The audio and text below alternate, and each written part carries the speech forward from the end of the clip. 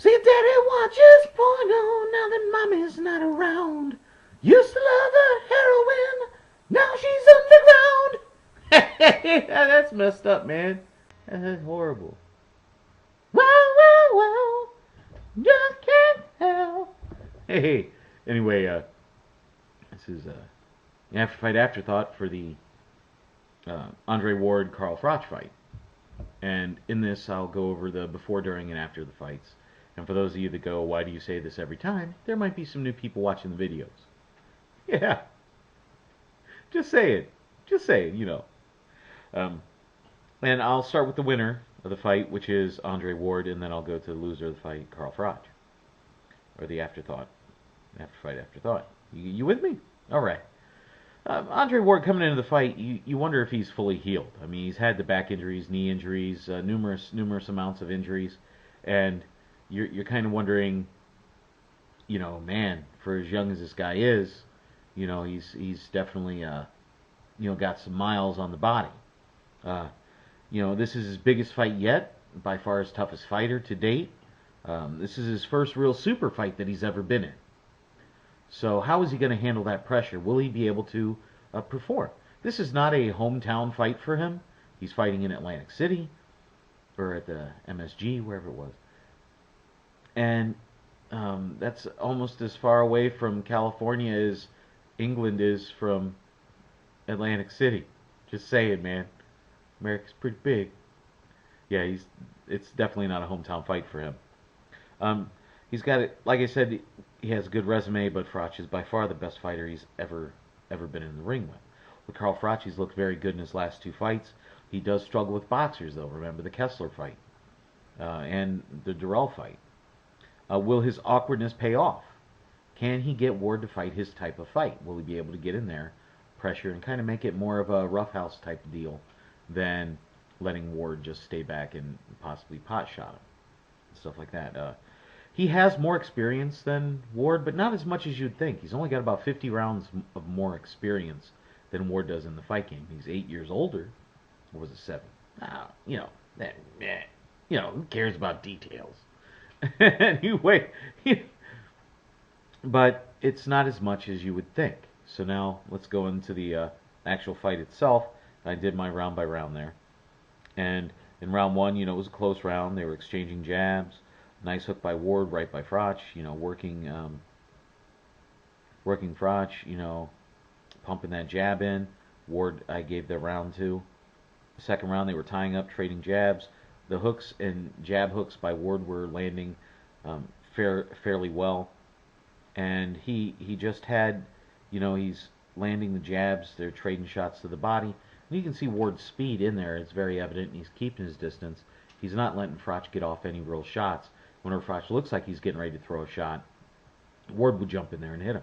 I gave that round to Ward as well. The third round, much of the same. Froch does start opening up and trying to push the pace, but Ward keeps him away with that jab. You know, the occasional combos by Froch landing, body shots. But, you know, the right by Ward, the jab, and hooks by Ward keep coming in. There's some good training, but that, again, that speed is very evident in there, and I gave the third round to Ward as well. And that was a 10-9 round, so that's 3-0 on the scorecard. Fourth round, exactly a lot of the same, only now you see Ward actually landing 1-2s a bit more. And, I mean, it was a better round for Froch. It looked like he was closing the gap a little bit there, you know, putting Ward on the ropes. But Ward, when he wants to, he can put Froch on the ropes pretty much whenever he wants. He's not being backed down. He almost seems like the stronger fighter. And I gave the fourth round to Ward, so that's 4-0. In the fifth round, it was definitely a Froch round. He trading jabs and hooks, but you know, Froch really starts landing some decent shots. And with this, you know, they're trading the hooks. It was good back and forth the whole way. Initially, I scored the round to draw, but I was like, you know, if you were really looking for that, for the improvement and closing it down, I gave that round to Froch for 4-1 for Ward. The 6th, 7th, and 8th, you saw a lot of the same, with Ward tying up when they got in close, and it actually looked like he was able to outwork Froch on the inside, doing a lot of old school fighter tactics, you know, with the holding, the hitting, the coming up, you know, always keeping that like one hand active, pumping the uppercuts in there. There was some late hits after the bell by both Froch and Ward, so you really can't take anything there about it. But I gave the 6th, 7th, and 8th round, I gave those to Ward. So I had Ward up 7 rounds to 1. The 9th round, Froch started fast. Ward keeps his distance, but I gave that that round right there could have went to Froch. You know, you could have called it a draw. You could have gave it to Ward. It was a very, very close round. It was all depends on what you were looking at in that fight.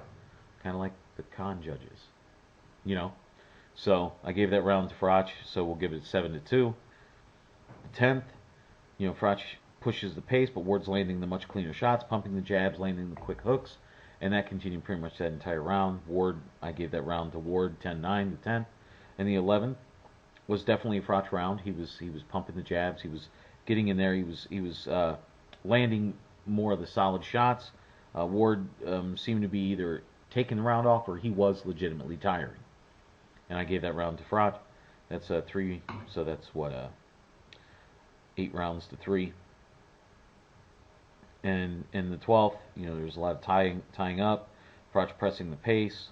Ward loses the mouthpiece, you know, which is typical when you're tired. You spit that mouthpiece, you spit the bit, and you get that extra 10 to 15 seconds to try and, you know, get that little extra wind, get that oxygen flowing in the muscles again. They're trading shots and everything like that. And I actually scored the last round to draw. So when I added it up, I had it 117 to 112, and that was for Ward. And in this fight, you're thinking Ward obviously has to fight Butte now. That is the logical choice in this, and that they lock up the division, you know, to see who is the best pound-for-pound fighter out there in that division. And Ward looks ready for it, and I think that will be an amazing fight, and that's something that people will want to see. Butte's resume is not as good as Froch's was, so I think that's going to play into it too. You know, Butte, you know, Ward's finally been tested, and he came through that trial, and now it's kind of time for Butte to really step in there with a world-class fighter and see how that turns out. Over on, you know, Froch, you know, obviously solid rematches are out there. I would like to see him get the rematch with Kessler. I would like to see him get the rematch with Durrell. You know, one he had a loss and one was a very, very close win. So those are very deserving fights. They would be great fights to see. I would pay to see the Kessler-Froch rematch.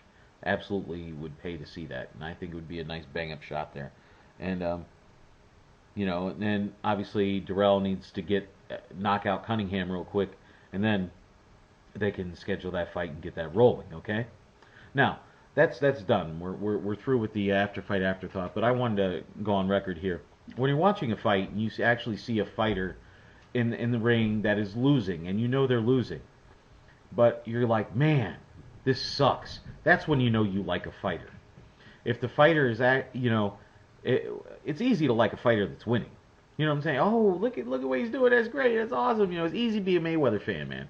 It's hard to be you know, like a Mickey Ward fan or Arturo Gatti fan and stuff like that. You know, you got to love them for their style. You got to love them for their heart, the person that they are.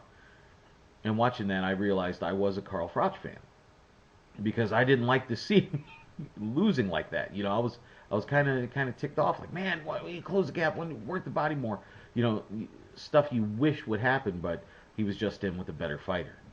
And that's, you know, kind of, maybe I'll make that a question of the week sometime. You know, what's your criteria for actually knowing that you like a fighter or their style, not like them? Come on, man, come on. Anyway, please comment, rate, subscribe. All right, be my friend, be Eduardo's friend. It's Bigragu. I'm out.